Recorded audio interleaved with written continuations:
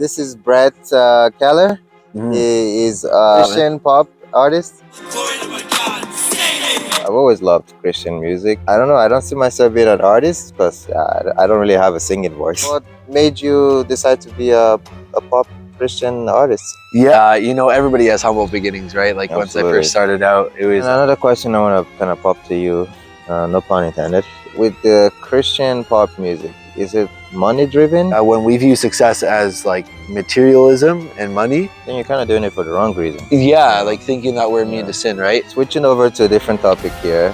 Mr. Brett, you see how jacked and puffy you are? How come you're still single, sir? What's going on? It's a humble struggle, right? I'm single myself too, right? And with women, I'm kind of just taking a step back a bit. What do you think are key components that relationships should have? As long as God is the forefront and the center. Yeah, how about you? What are some things that you value? I value my peace, you know? If someone is coming to take it away rather than add to it, I run away from that. In light of Charlie Kirk, right? What does it truly mean to love your enemy as a Christian in this world we're living in today? Like Charlie knew the reality that Jesus said to his disciples, the world's gonna hate you because they hated me first. Like this is just the reality it's gonna be, right? I do think it's important to still express love to those that disagree with you and pray for them, because at the end of the day, God wants their souls to be saved as well, not just yours. Regarding Canada, right, we're having some kind of issues with buying houses. How do you deal with that as a Canadian? That's a really good question. Yeah, I'm curious, like what are some of the ways you go about that too? Because it is the reality, and it's... To be honest, I just do my best and leave the rest to God. Another question, is it ethical for a Christian to accumulate extreme wealth in a world where there are so many people that lack so many things? Yeah, I think it all comes down to, you know, where does your motives lie? Are your true intentions Christ-like? I want to hear from you. Like, what do you think about that? I'm a strong believer of, you know, it's nobody's business what you do with your money, right? I think this will be the final question before we wrap up here. Canada is very multicultural. Do you see that as a unifying strategy in Canada, or you see that in the future it's going to divide Canada? There are definitely pros and cons to that, especially with there being a lot of you know, Canadians here. Hey guys, welcome back. This is I know it's been a while since I've put out a video like this. Nice to be back, just to kind of... oh shit, what am I saying?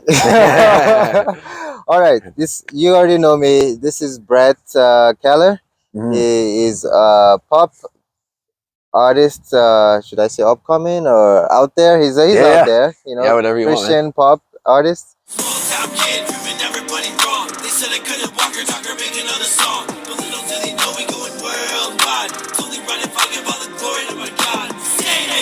And he's also a friend of mine. I kind of knew him through a church. I go to Northview Church, so I kind of know him from that. And yeah, he's an amazing guy. You want to introduce yourself for them?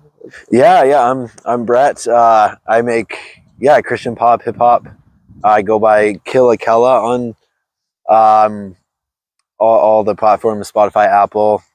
I just started getting into YouTube, actually. I mean, this guy's been doing it much longer, but yeah, I've been making music for about 7-8 years now, and it's just really been a blessing from God, an outlet, and also as I'm growing through like spiritually and theologically, it's just been a really unique ministry that I'm thankful for, that the Lord's given me. So yeah, absolutely, yeah, I resonate with that.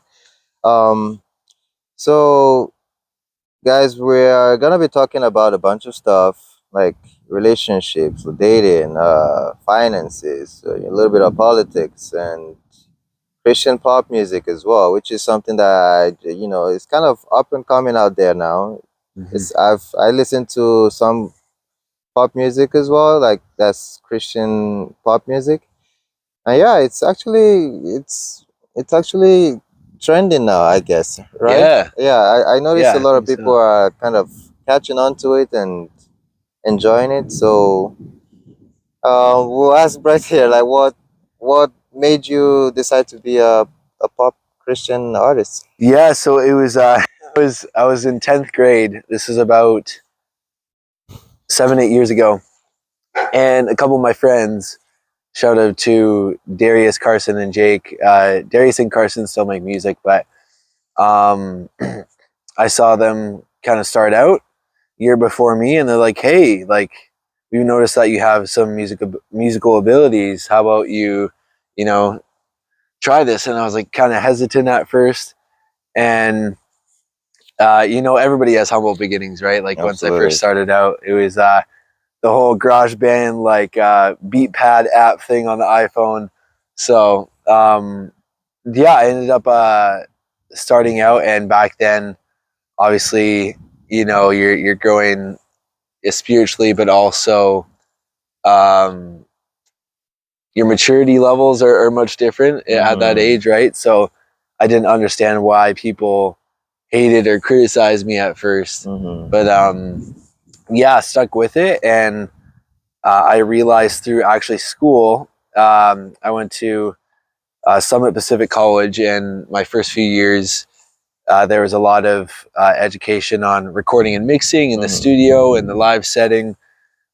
So my professors there kind of really cemented, helped me use my skill in the context of a professional setting in studio and live. Mm-hmm. And that's kind of from there, I was kind of able to use that basis also in grade 12, but like continue to, um, with the tools and the professors and everything that the Lord has given me, like put all the pieces together, really build that foundation, and then continue to develop that skill more and more and more, slowly but surely.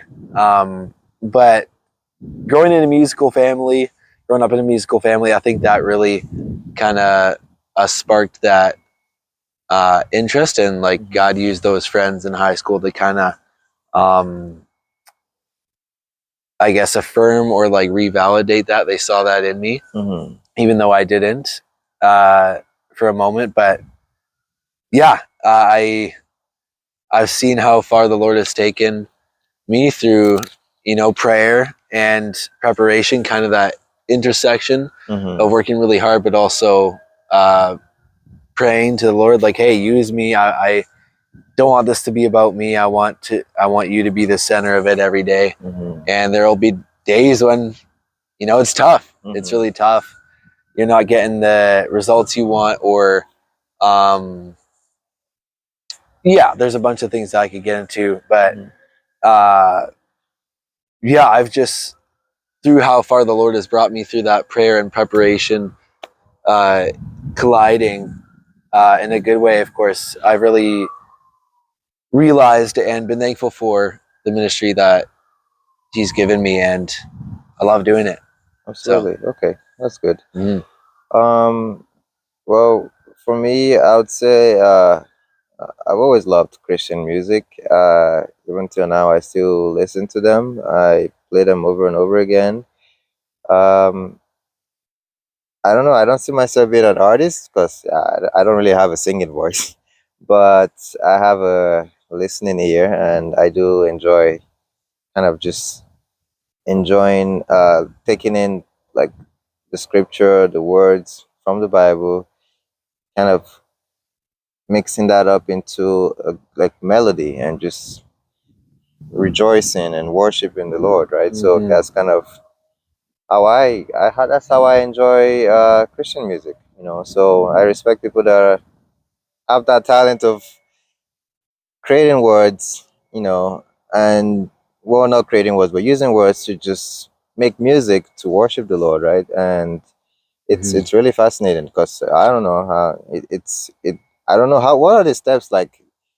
How do you make the music? Like, how do you? Yeah. Yeah, yeah. How do you do that? I mean, I could ask the same to any artist, but like, how do you Mhm. kind of get around that? Yeah, it's a great question. It's it's there's kind of a balance of responding to the Holy Spirit and also uniformity, Mm-hmm. kind of about the process of making music. But uh, usually I'll just like start by making a chord progression, like or like lay down a synth or like some sort of melody to work off of, and then from there I try to think of a chorus or anything that like the first stage is very rough, so you kind of write what the song is about or whatever God has put on your heart, whatever the topic is, and it's very rough the first stages like you of writing, so you kind of just like spew a whole bunch of words at once, and then later on you will slowly construct the chorus and the verse, make sure that the transitions are fluid. But so you start out with the synth or whatever melody you have, and then right, and then what I do is usually I make the beat from there, like the full beat. So I'll have like so the lead melody, and then whatever other melodies may have. For an example, if I'm making like a ambient or like a calm track, I often use like the 3-panning technique. So I to make the sound wider, I do like I pan it to the left, to the right, and then I also have it in the center. And then you have I'll have my like drums, electric guitar, maybe my own electric guitar. I don't do a lot of my own guitar on my beats. Sometimes though, but mainly like the production is on the the mini keyboard I have. Okay. Yeah. And then Splice, I use Splice often. It's a royalty-free sample site, so you have all sorts of melodies, drums on there. So a mixture between those two, I kind of go back and forth, and then from there, it's just like it's different every time for the beat, because you know, like a transition might come to mind, or like you might want to cut out a beat, like part of the beat for a second. So it's like from there, once you kind of have that foundation, a lot of it changes, but the foundation is always the same. Like you have the same instruments for the most part, and then the next part is mixing vocals, and that part I would say is a little bit easier than the beat production, because I have 3 really good plugins, and basically one has like everything in one. So it has like your EQ, your compression, a de-esser to make sure there's no like harsh like sounds. Okay. Yeah, and kind of like just mixing from there. And then I have a gain plugin to make sure that my voice isn't distorted, and then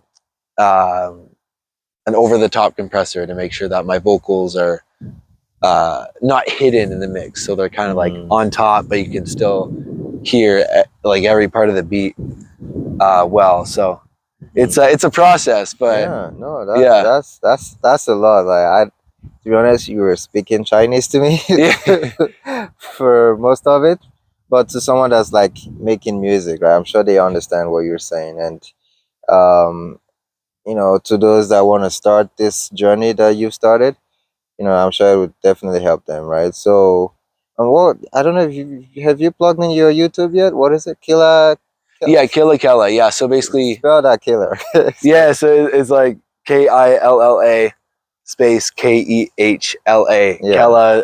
Kehla comes from my last name Keller. Just drop the ER, add the A or whatever. Yeah. And then Killa is like from the idea. Actually came like from those friends in high school. They're like, oh, what about this name? And then the first part, Killa, is like, oh, he's killing it. He's doing well. And then like, it's like an alliteration kind of a thing. So they kind of put it together, and I'm like, oh, that's kind of cool. That's cool. That's cool. Well, I do have a question. By the way, guys, I kind of constructed a lot of questions here, but we'll just pick 1 or 2 from each topic. Thanks to ChatGPT for this one. But I got a question for you, Brett. So, when it comes to this music, how do you kind of package it in a way that you're not losing the actual message, like the theological message? Like, how do you construct it in a way that it's still authentic, still relevant, still the word, right? You're not like adding or you're not subtracting, you're just giving it, right?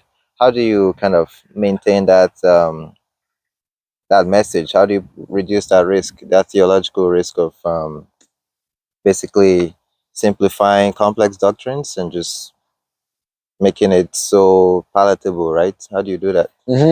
That's a really good question, actually. Yeah.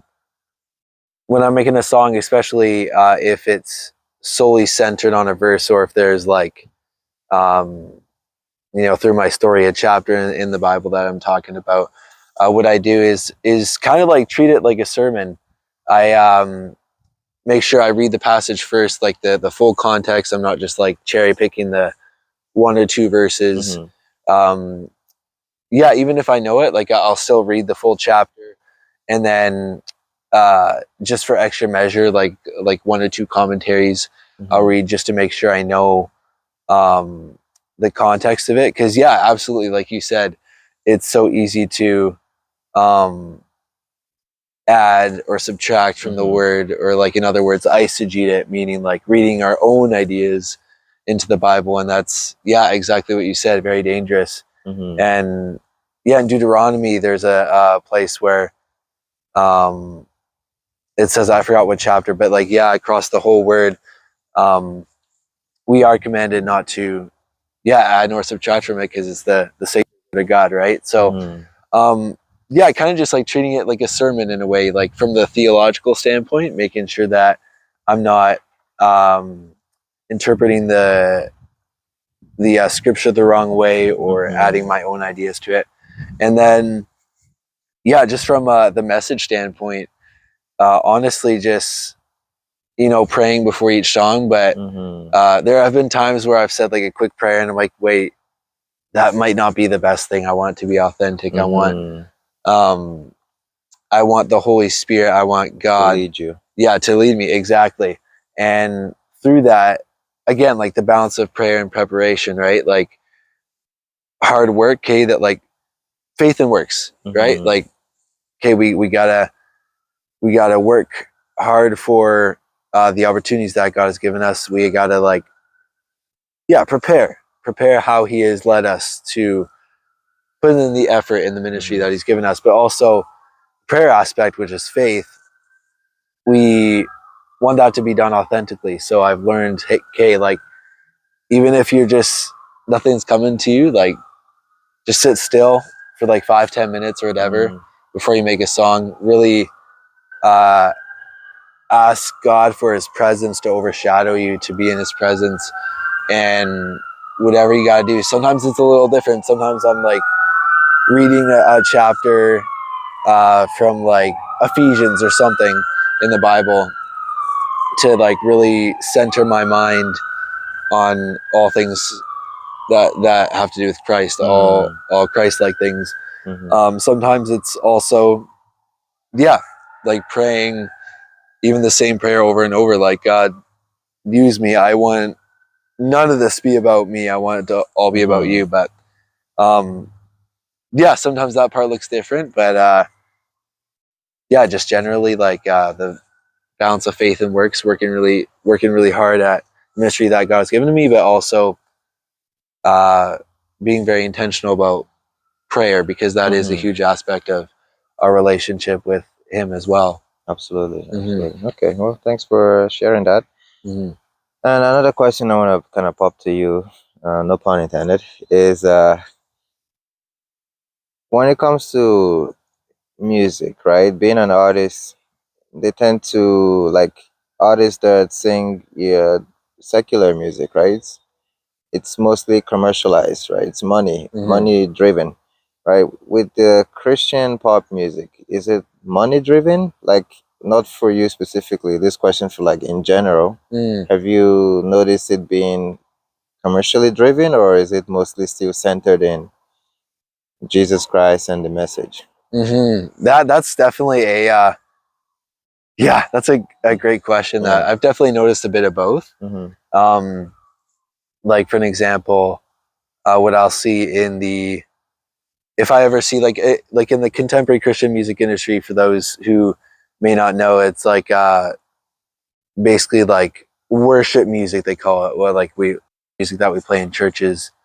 I've noticed a bit of kind of the money driven aspect behind that business too.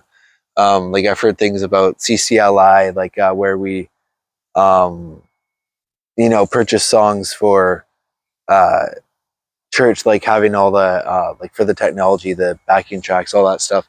I've definitely noticed like a money driven aspect there, and I think the biggest reason about that, like why that happens, is Christian artists or musicians or whatever, they can often forget that they like nobody's immune to sin. So like the moment we get comfortable is when I've noticed people in it for the money, even though they don't realize it. They could be doing the littlest things that could lead to that, because even in those moments when like I've even experienced it too. Like there's been times when I'm like, why am I not making enough money, or why isn't it like taking off like in the early stages, right? And I'm like, God, like I thought you were going to do great things through this ministry that you have given me. Why isn't it being successful? But what I found is that when success, when we view success as like materialism and money, that's when we fall into that trap of thinking we're then you're kind of doing it for the wrong reason. Yeah, like thinking that we're immune to sin, right? And I've really, I've noticed that not just in like the contemporary Christian world, but like also in the Christian hip hop scene as well. And I think the biggest thing, like in the to really narrow it down, is to just ask God to sanctify you every day. Because if we're not like aware of the schemes of the devil, then he can so easily attack us, right? And I feel a like fox. He's like a sly fox. He just creeps in, and it's so easy for him to just come in and destroy, because that's what he wants. He wants to take souls down with him, right? So he'll come in any way possible, any shape or form, and just take over your soul, right? Take your soul with him down to hell. That's kind of what he wants. Because he already know he's lost the final battle, right? But he doesn't want to go down easily. He wants to take down as many souls as he can, and at the same time, God is trying to save as many souls as he can as well. So there's this spiritual battle going on, and it's affecting everything. But switching over to a different topic here, Mr. Brett, we see how jacked and puffy you are. I appreciate that. How come you're still single, sir? What's going on? I don't know. It's something that like it's a humble struggle, right? Because as you continue your life in the Christian journey, it's I've done a lot of things. Like I've tried to not invest in a relationship, and I've tried to invest too much in a relationship, and I've also tried to be in the middle as well, being like, God, like I would love to be in a relationship right now, and I don't fully understand why, because I'm again kind of like the aspect of faith and works, right? Like I'm working, I'm being intentional about kind of like being aware of like, okay, God, this might be the girl that you have for me. This might be my future wife. But also the faith aspect being, God, like, what is your will for me? And being open to that. And I've tried being in that middle ground as well.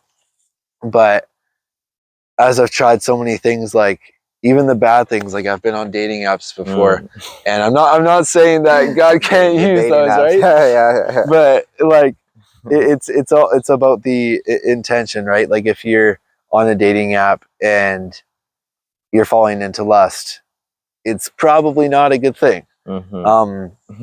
I've kind of tried a bit of everything, right? And that's how I know, kind of like when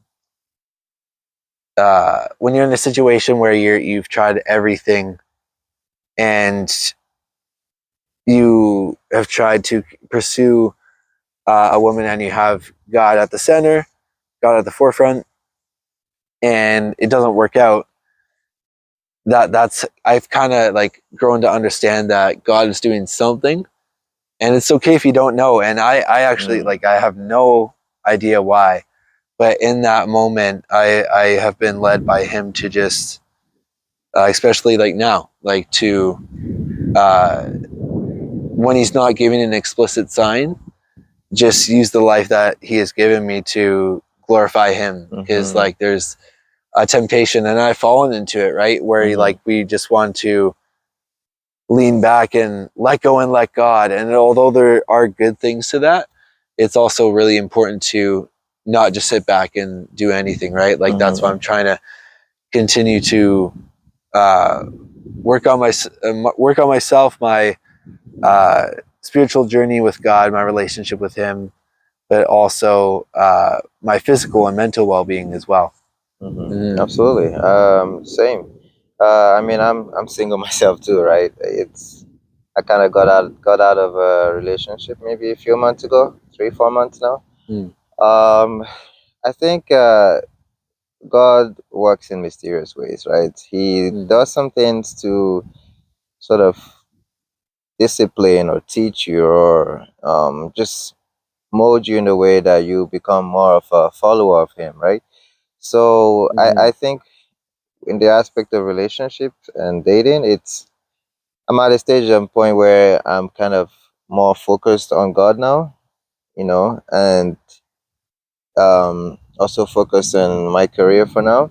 And with women, I've kind of just taken a step back a bit and just go with the flow. Whatever God has in plan, or whatever He has in place for me, I'll take it. I just gotta trust Him, and because He said, I don't remember verses, but I don't remember the verse numbers, but I remember the verses, right, where it says like, um, I don't know how the verse goes, but it's more of everything else comes second. You just have to focus on Him first, and everything else will be added onto it. Seek ye first the kingdom of God, right, and His righteousness, and everything else will be added. I think that's how it goes. So yeah, that's where I'm at now. I'm seeking first the kingdom, because um growing up, uh I've always I've had some past bad experiences in my life that shifted me away from Christ.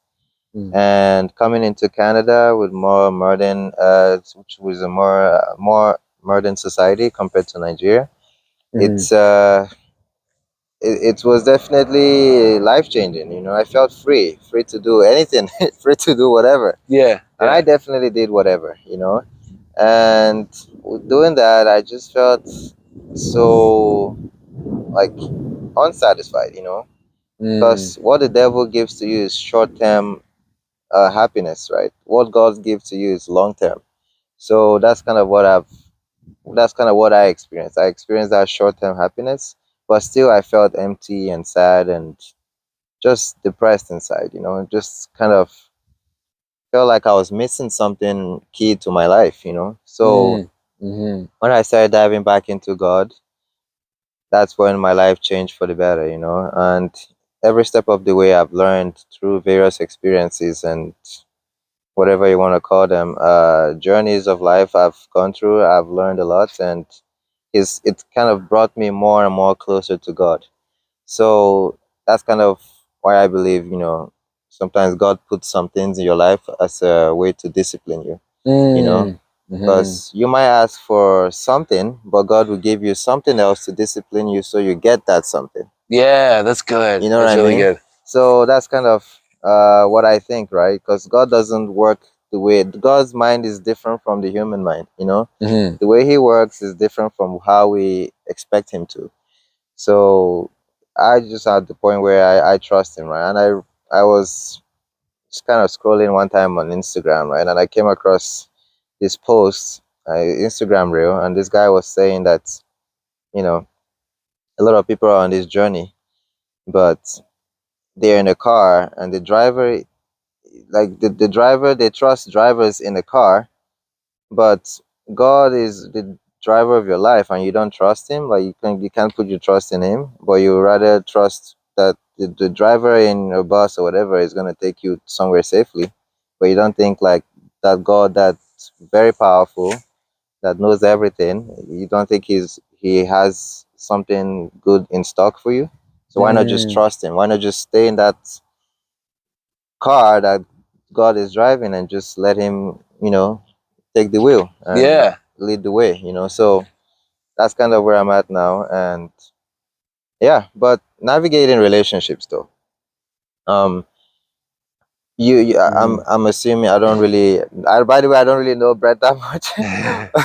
So when it comes to relationships, you've had girlfriends in the past, right? Actually, no. No, Like okay. I've taken a girl to prom one time in high school, but that's about it. That's about it. Okay. All Yeah. right. I've had a few, but there are some things that I've learned. Like, okay, what do you think are key characteristics, key components that relationships should have, like key structures or what's the word I'm looking for? Um, well, let me see. Components of a healthy living, like a healthy relationship. What are those things that should be in place? Like, for example, trust, or like Mhm. what do you think? Yeah, I think well, obviously, like you have like your loyalty, your trust, your open communication, open dialogue. But I think you know, as long as God is the forefront and the center, like I want my girlfriend, hopefully future wife, to be loving God more than they love myself. Absolutely. Because yeah, right. Because like you want them to like if they love God more than they love me, that means they recognize like the trust is there, right? Like, yeah, that dang wasp. I felt it. All right, Yeah, we'll take a commercial break. yeah, commercial break. Time out. All right, sorry about that. No, don't apologize. Yeah. Um, but yeah, like when they love God more than me, it shows that they know uh, who to trust, and like that the trust is there from that, but also they recognize that God is a God of order, right? Like we're going to have our disagreements in the relationship, and there's going to be struggle because we're both human. We're all like we're both sinful human beings. You know what I mean? And when we have God at the forefront to trust, follow, and be led by, I think that's where really, really good things and really positive growth can happen. Mm-hmm. Okay. Yeah. How about you? What are some things that you value? Uh, well, God first. That's every person that knows me knows that I always say that God first. That's the Mm-hmm. foundation. If God is not there in her life, when I say God, I mean Jesus Christ. Like if He's not there in her Mm-hmm. life, it's not gonna work for me. So if that's there, then I've had various experiences where I think, you know a woman that loves me the way that God explains love in the Bible. I think that's kind of what I'm looking for, right? I forgot the verse once again, but it's more of love is kind, love is generous, love is selfless, Mm, love is, yeah. because Patient. I used to think love, when I was in my younger days, I used to think love was just an emotion. Like love is when I feel good about you. You know what Mm, I yeah. mean? Yeah. I used to think love is something that it comes and goes, But maturing, I've realized no, love is not an emotion. Love is more of love can be expressed by emotions, but love is not an emotion. Love is kind of an umbrella of various things, right? Kindness, selflessness, Mm-hmm. respect, you know, loyalty. Just like Jesus says, do to others as you want others to do to you, right? So that's kind of how love is, right? When you love your enemies, when you when you love someone the way you want to be loved, that is love. You know what I mean? So that's kind of what I Mm-hmm. want. And yeah, respect is in the forefront. Kind of a woman that gives me peace of mind. Yeah. That's what I look out for. Because without that, it's there's a verse that says, it's better to be single. I forgot how it's put it, but better be single than be living in a quartersome house. So Oh yeah, is I that forgot how it's worded, the one but by Paul, I think, right? And yeah, yeah, and in there's Corinthians. some in Proverbs, better Yeah. to, yeah. But that's kind of how I am, right? Because I value my peace. So Mm-hmm. if someone is not coming to add to it rather than to take it away, sorry, if someone is coming to take it away rather than add to it, I run away from that. I flee. Yeah. you know, That's really good. That you shows can, like yeah, security, right? Like yeah, it's the opposite of being insecure. Like you're yeah. recognizing that, like, like you're able to establish those boundaries without feeling Mm-hmm. sorry Yeah. and realizing like I'm doing this because I love you and I want to be loved as well. Mm-hmm. Mm-hmm. Yeah, you can think of that meme, that "Why are you running" meme. Yeah. I, Yeah.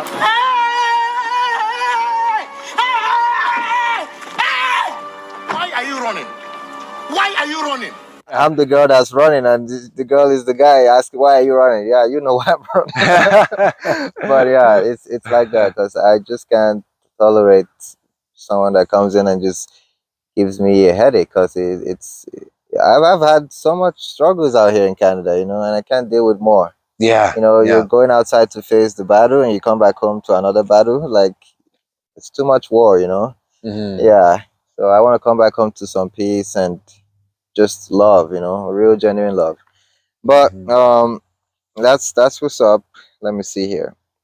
I'm trying to check here if I can ask some really good questions, but maybe we should move over to the Christianity topic then. Mm-hmm. Because we talked about the Christian music part, but we haven't like spoken more about just Christianity. So, um, in light of Charlie Kirk, right? Mm-hmm. Um, Something tragic happened to him and his family, and I do pray for his family. And as some may disagree with this, I still pray for the person that shot him, and Yeah. also Yeah. those that they're like his family as well. Mm-hmm. Because at the end of the day, we're all children of God, Mm-hmm. and God wants every soul to come to heaven. But some souls are very rebellious. Mm-hmm. So God has given us free will to do whatever we want, and at the same time, He wants everyone to be in heaven, right? He has room for everyone, Yeah. but That's right. it's just the path towards that room is very narrow. So a lot of people kind of choose to still rebel and do whatever they want, and that's Mm-hmm. kind of what happened to Charlie, right? One of the rebellious ones, ended his life, unfortunately. But yeah, I don't know Charlie that much, but I respected what he did. Going out there, spreading the word, and talking to people, and just being uh, respectful towards other people as well. I respected Mm-hmm. that, and Jesus was in his forefront. So I valued that, and in light of that, when he died, there was a lot of hate and a lot of anger and everything spewing out online. Uh-huh. Yeah. And I noticed a lot of Christians who were very angry, of course, which is a valid emotion to feel. I was angry as well, but Mm-hmm. Mm-hmm. what we should always remember is do not fall victim to the devil, right? The devil can come in through any form. He can Mm-hmm. seep in through any. If you give him an opening, he'll take it. Yeah. So Yeah. anger can be a way that the devil can come in and switch that over to wrath, and you become just like the shooter, right?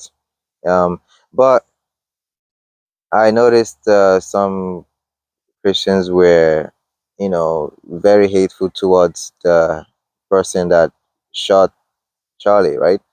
And Mm-hmm. just I'm trying to develop this question using this statement now. So, what does it truly mean to love your enemy as a Christian in this world we're living in today? Like, what does that truly mean, like, as a Christian for you? Hmm. Yeah, it's that's a very tough question. It's a Yeah. simple question, but it's also tough. But I really think that I mean, Jesus' life, right? Like you look at um, the Roman soldiers coming in to persecute him, and he just he took that. Like he had enemies, and as easy as it is to say, it's much harder to do. And I think that's the epitome of the Christian life, right? Like we're called to a higher standard and a life that's probably, and yeah, it will be harder. Um, Even though we have God on our side, we have Jesus. Like it's going to be harder because of the standard that we're held to. But yeah, I think loving your enemy, as the example that Jesus set, is to exactly like Charlie Kirk, right? What happened with him? Um, he knew that a lot of people hated him. He knew that a lot of people were opposed to his views. But I mean, it's at the end of the day, like I don't know. I'm not very politically driven, but it's not even about that. It's about the Christian faith, and because people didn't see the relationship aspect of it, they just saw the legalism and the religiosity. Mm-hmm. Like Charlie knew the reality that Jesus said to his disciples in the Paraclete, they call it in John 15, when he was like, "Hey, the world's gonna hate you because they hated me first. Like this is just the Absolutely. reality. It's gonna be, right." Mm-hmm. And it's again, it's so easy to say, but it's so hard to uh, live out, because our natural reaction as humans is just to Mm-hmm. get mad at those who hate us, because why would you hate me? I'm preaching a good message, right? Mm-hmm. But I think that and I've sensed Christians kind of accepting that reality that people are going to persecute us Absolutely. even more through this event, Mm-hmm. the unfortunate event of Charlie Kirk's passing. And I feel like it's really like kind of presented a wake up call to Mm-hmm. people to be like, hey, like this is the reality of it, even though you haven't experienced it yet. Like, be thankful that you have a the ability, the privilege of even sharing, your relationship with Jesus and the Christian faith in a country like ours. Like at the end of the day, we don't have much to complain about because Mm-hmm. we haven't experienced real persecution here in Canada yet. Yeah.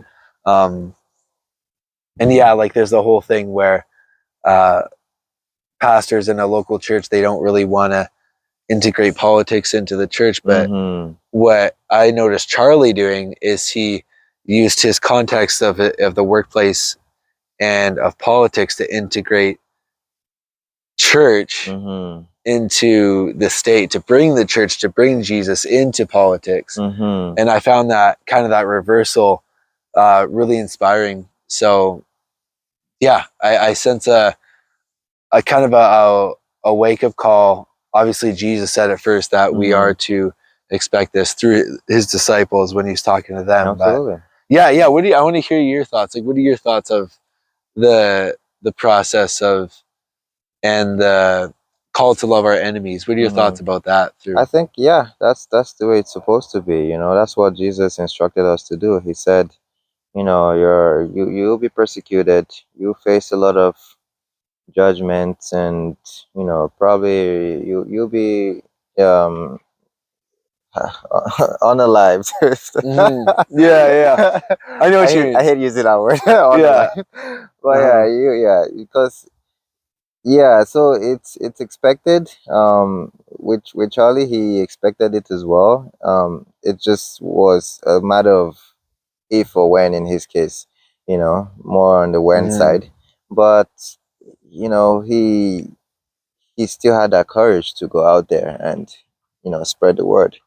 And I didn't really like follow this guy that much, like I said before, but just what happened to him for some reason really struck me, and I was really struck by it, and it was took me a couple of days to deal with it. But at the end of the day, it's expected that this is gonna happen.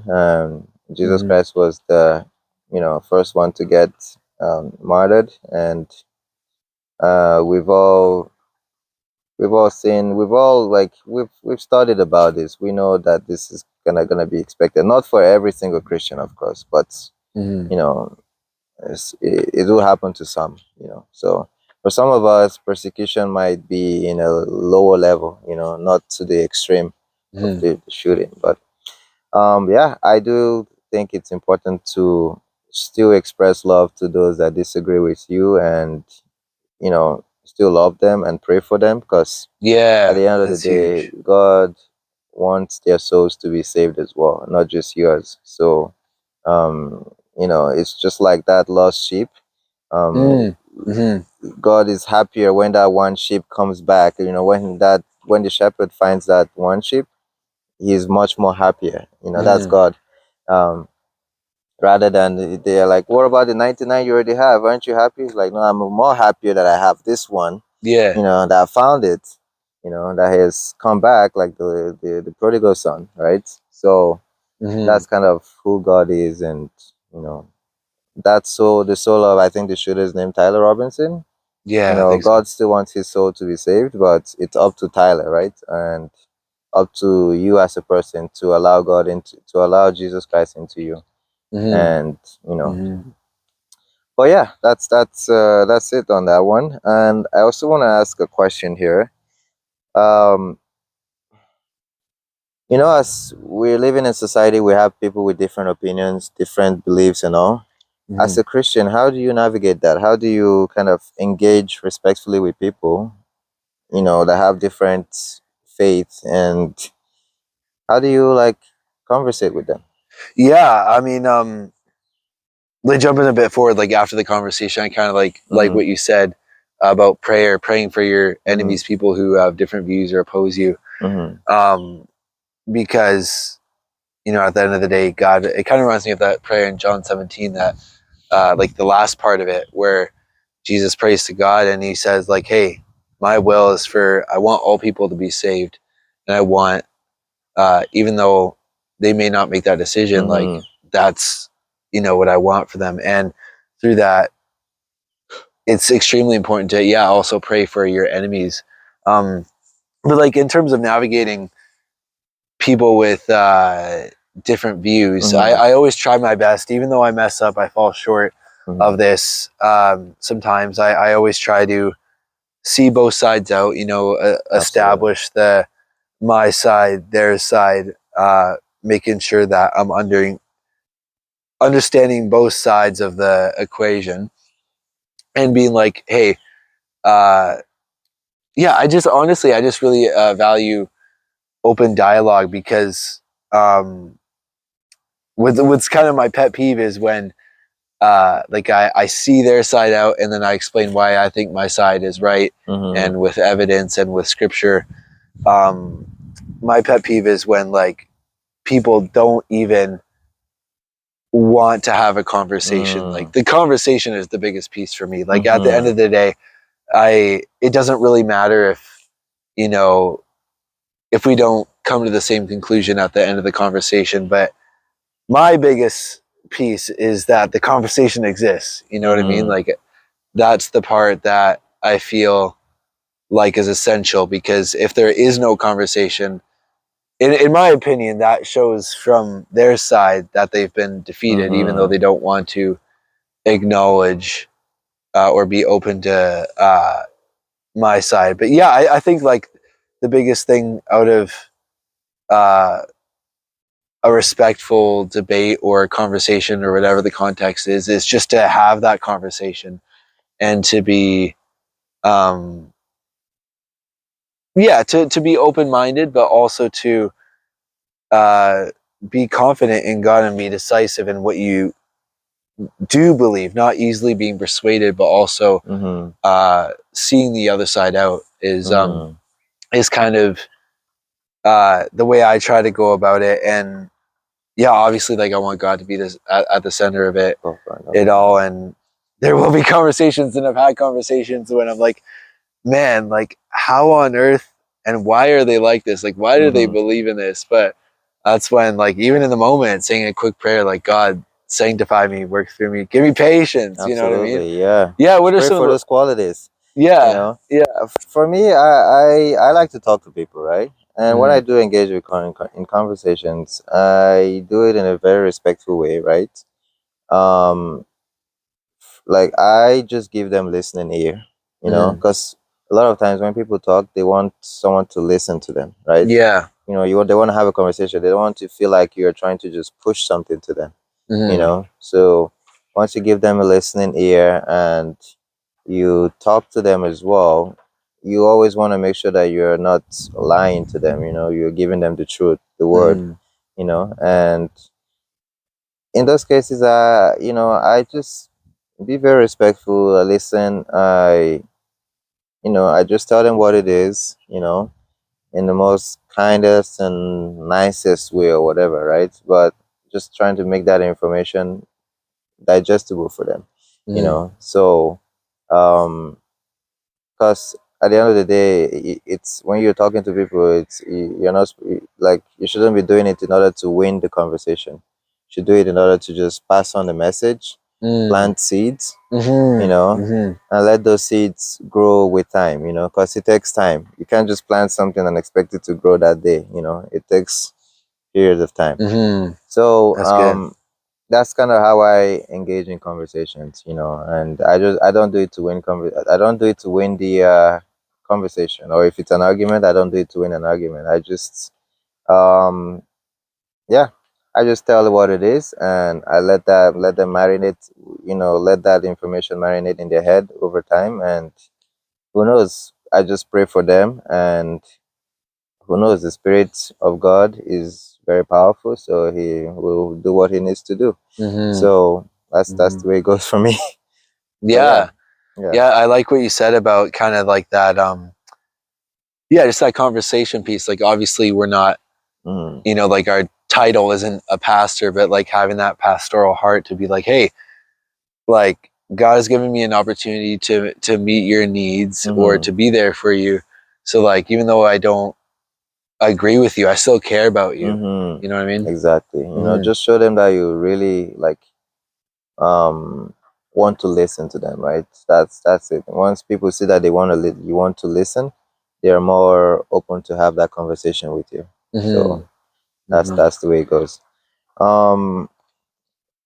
Few other questions I gotta ask is, you know, regarding Canada, right? We're having some kind of issues with buying houses.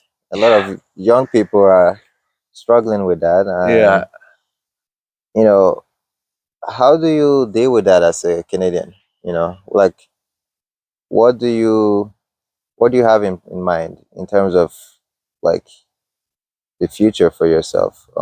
Do you see yourself getting a house in the near future, or is that something that's gonna be a long-term plan because of, you know, current situations? That's a good, yeah, that's a really good question. It's yeah, definitely.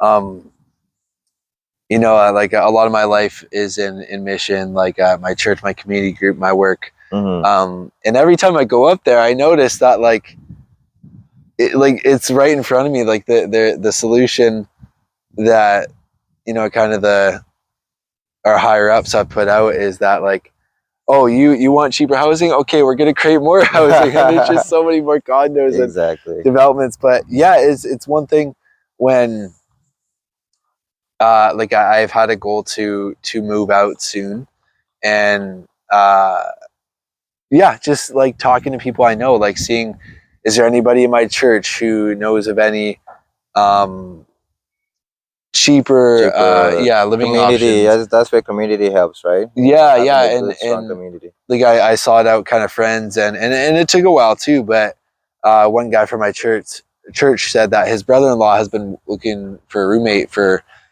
quite some time, and he's in this new development that's only like 2-3 years old.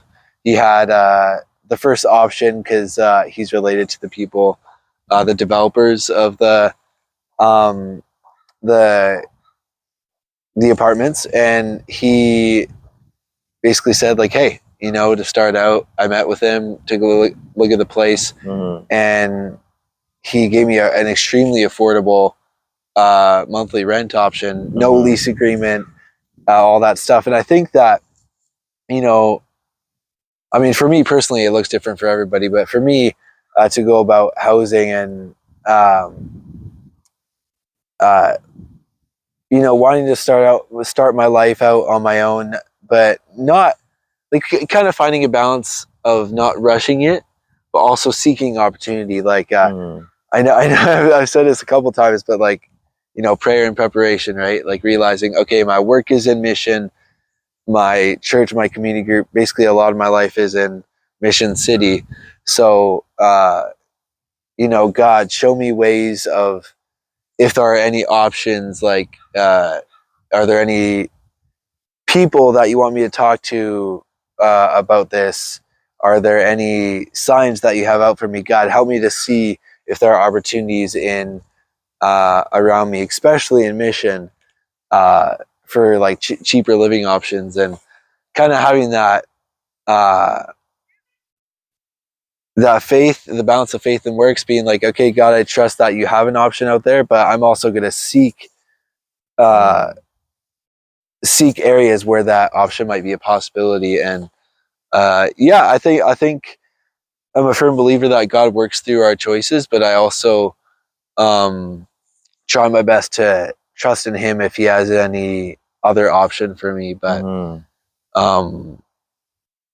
it is very hard, and it took a while for me to get to that headspace.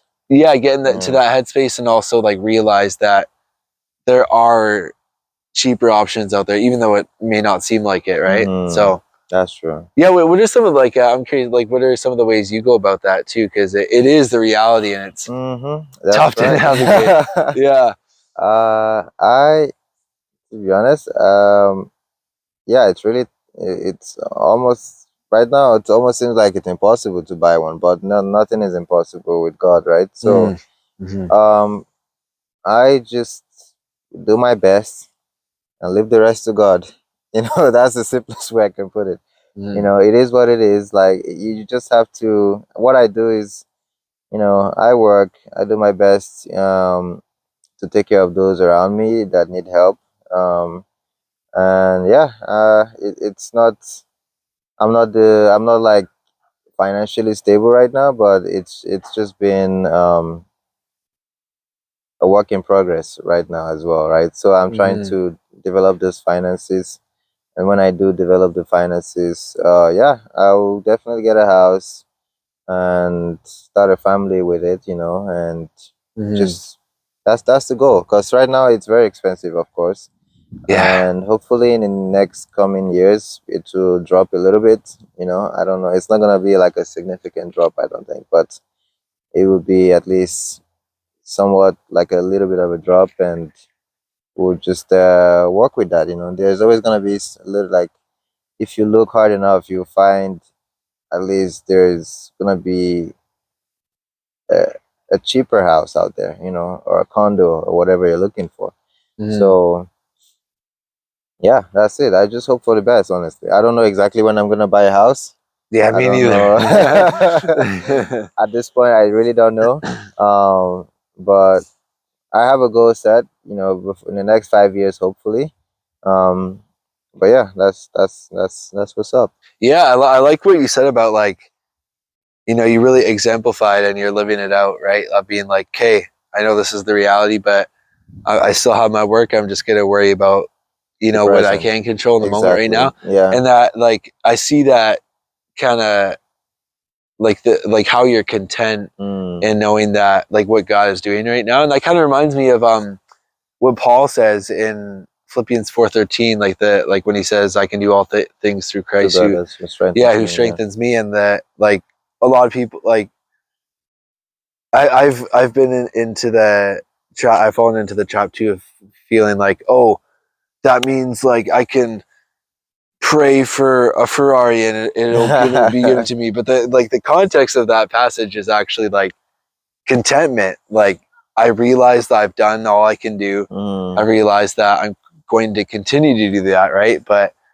knowing that, you know, when I glorify God and do the best with the things that I can control, to steward and serve Him well, anything is possible, right? Absolutely. So, Yeah.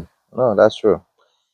Another question quickly here is it I've had someone ask me, a friend of mine ask me this question about, is it ethical for a Christian to accumulate extreme wealth in a world where there are so many people that lack so many things? Is it right? Is it ethical? Is it moral for a Christian to accumulate so much wealth?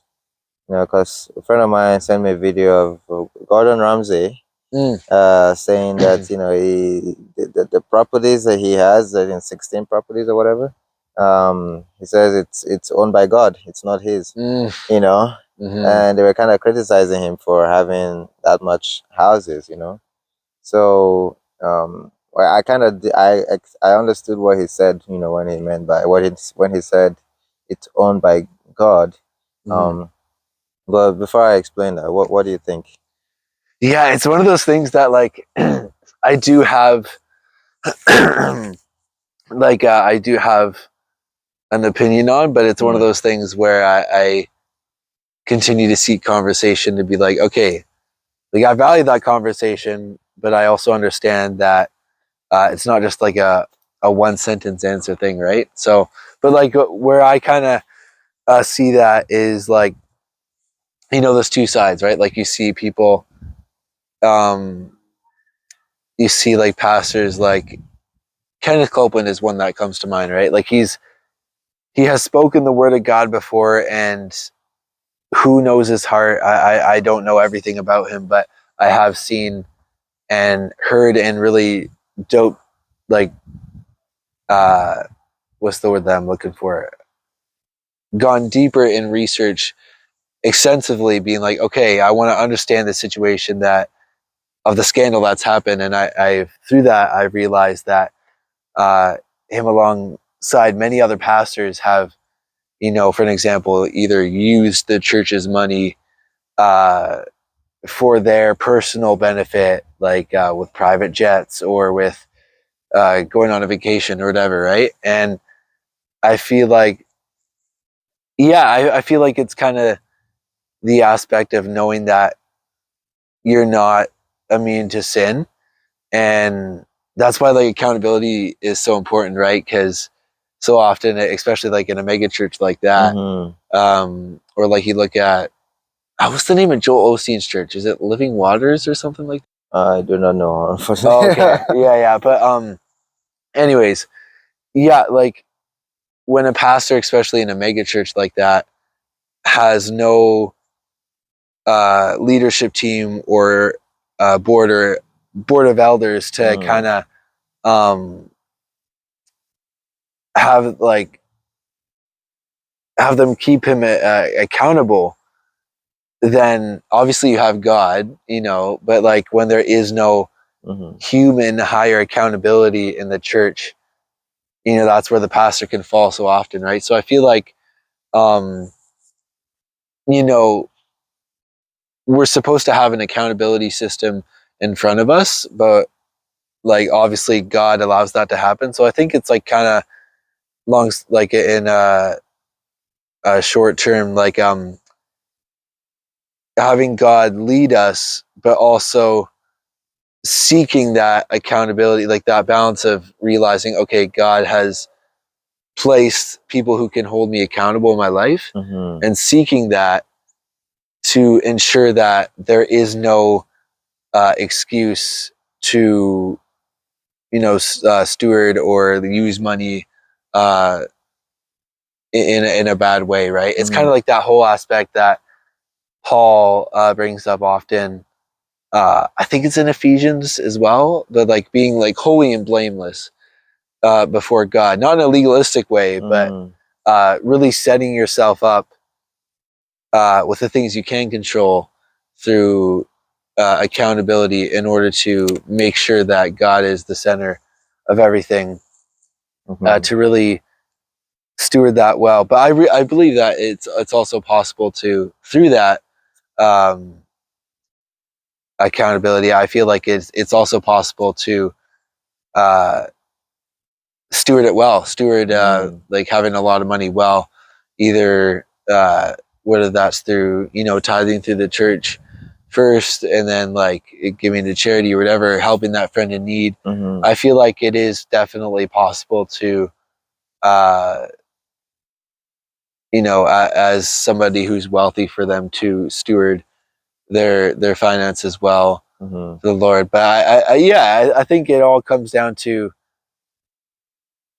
where does your motives lie? Are your true intentions Christ-like? But with that being said, like there's some things that I don't know, right? And I want to hear from you. Like, what do you think about that? To be honest, I'm a strong believer of, it's nobody's business what you do with your money, right?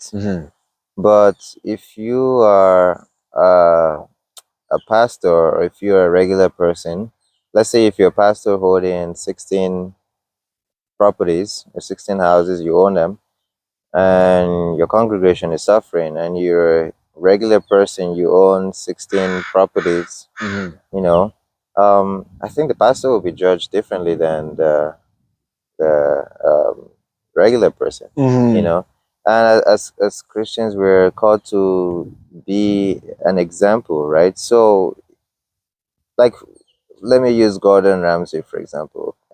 He said God owns the houses that he owns. That's has Gordon Ramsay's name on it. Yeah, Okay? exactly. But I think his logic is, God created everything, and everything, like, nothing belongs to us. Even this body of ours, God created it, so it's not ours. It's of God, right? So where God has given us instructions on what to do with our body, what to do with His creations, right? For example, He says He's given us commandments, right? What to do. So I think that's where Gordon Ramsay is coming from. Like, he's saying, okay, technically it's not my property; it belongs to God. But God has given me God. Like, he said he's managing the properties for God. That was his quote. So, which is technically right, but at the same time, nobody really knows what he does behind the scenes, right? He could be taking care of on like less privileged people. Like, just because he owns properties doesn't mean he's not doing other things that you don't see. You know what I mean? True. Like, Yeah. I was talking to someone about this. Like, what humans see is just this vision. What God sees is this vision. So God sees more than we can see. So what we're saying is just this vision, and we're kind of judging him with that. I don't know what he does behind the scenes, and I don't think, I personally don't want to own like that many properties. Yeah. But who knows? Maybe he's doing other things that um that is pleasing to God. So let God be the judge. We're not supposed to be kind of judging people like that. You know what I mean? You just leave the judging for God. Try and maybe have conversations with Him before you just kind of place that judgment on. You can ask questions, and get to see who the person really is before you place that judgment. But of course, we all fall victim to judging people. So that is the unfortunate reality of being a human being, right? So yeah, exactly. So it is. It says you should remove the log on your eye before you try and remove other people's. Yeah. Right. So that's the way it goes. Look at your own life first. What are you doing to help other people before you judge other ones? So yeah, that's it. And I do have one question. I think this will be the final question before we wrap up here. We'll just dive into culture. Canada is very multicultural. Do you see that unifying? Like, do you see that as a unifying strategy in Canada, or you see that in the future it's gonna divide Canada in the future? Yeah, I definitely like. I try not to see, before I know something, I want to thoroughly research it. So I'm not going to come. I don't want to like come at a like a politics point of view.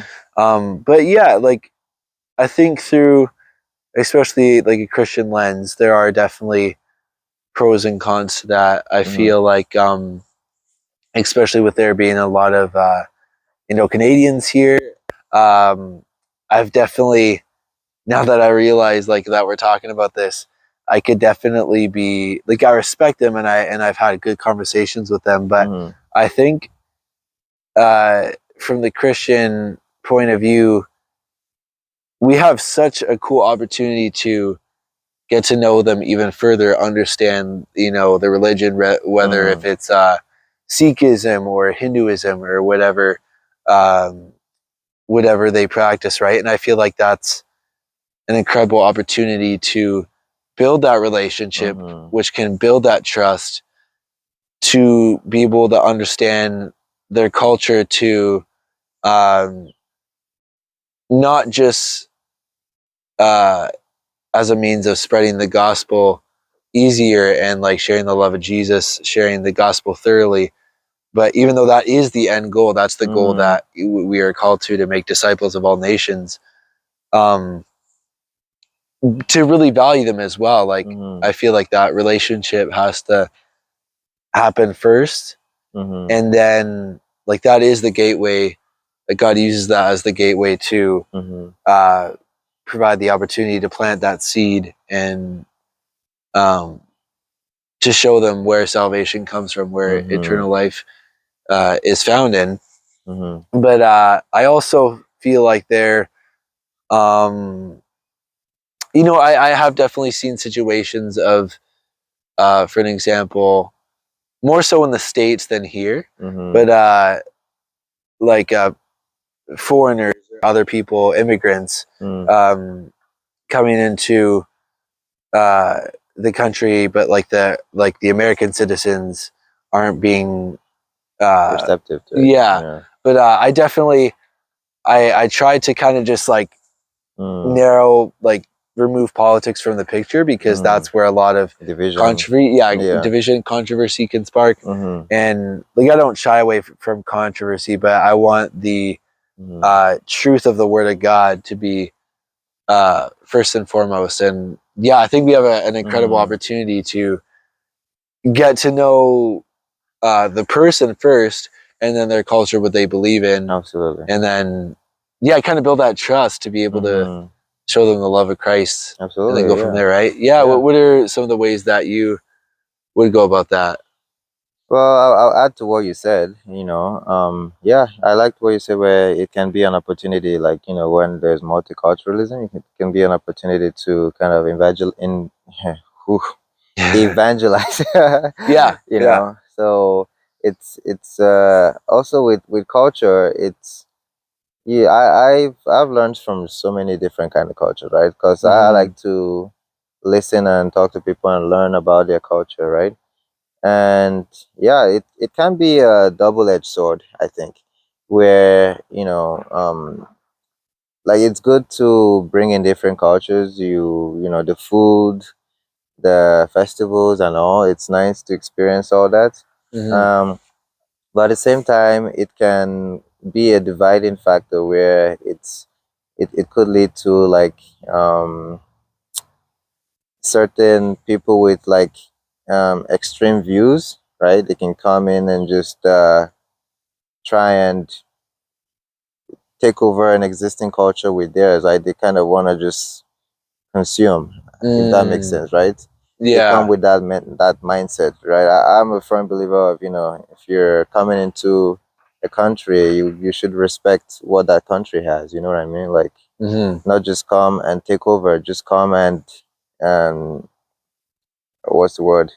I don't want to say fit in, but just respect it and just absorb the culture, you know. And you can share your culture, you can share knowledge about it, um, but don't try to divide by trying to conquer. Yeah. You know what I mean? Yeah. That's where some, like, not everyone has that mindset, of course, but there's some that come in and they just want to, um, demolish a certain culture and consume the country with theirs. You know what I mean? So I can see how it can be a dividing factor, but at the same time, it can be a unifying one where, we experience other people's culture. We come together, I love that. We come together and just talk. And, I like to bring people to restaurants that are Nigerian restaurants. Yeah. Try the Nigerian food. Or I like to go to other, restaurants, could be Thai or Chinese or whatever, and enjoy the food as well and just get to feel it. So yeah, that's my opinion on that. But while we're wrapping up here, is there any last words from you want to say? I just wanted to throw this in there. Yeah, Are yeah. there any Nigerian restaurants in Abbotsford that I can try? Oh, there's no restaurant here, but there is a superstore here, a Nigerian superstore that just recently came up. It's near the West Railway down. Okay. Yeah. Down Old Abbotsford. Yeah. Yeah, down South Fraser. I've not been there before, but I just saw it on Instagram.